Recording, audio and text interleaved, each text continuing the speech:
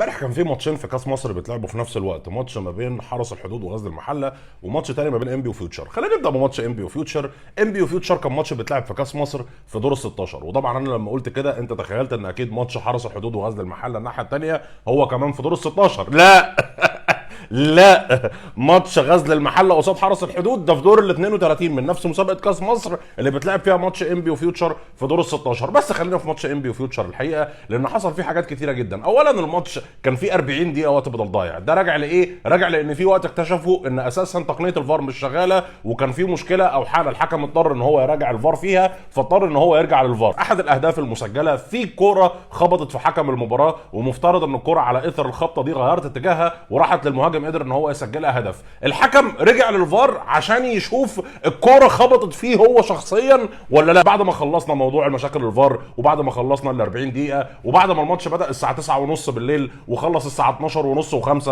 صباحا ومحدش دريان كان فيه ايه بالظبط، الحقيقه اكتشفنا حاجه مهمه جدا، وهي ان المباراه اللي كانت ما بين انبي وفيوتشر هي مباراه كان مسموح فيها بتواجد الجماهير، وكان مسموح فيها ان يبقى موجود فار عادي جدا. اما المباراه ما بين غزل المحله وحرس الحدود، الحقيقه المباراه دي بتتلعب في دور ال 32 من كاس مصر. فده معناه ايه؟ معناه ان بموجب القانون بتاع كاس مصر مفترض ان المباراه دي لا مسموح ان يبقى فيها فار ولا مسموح ان يبقى فيها جمهور، لان الحاجات دي بتبدا ان انت تحصل عليها كامتيازات ان شاء الله اول ما تعدي دور ال 32 وتوصل لدور ال 16 في كاس مصر.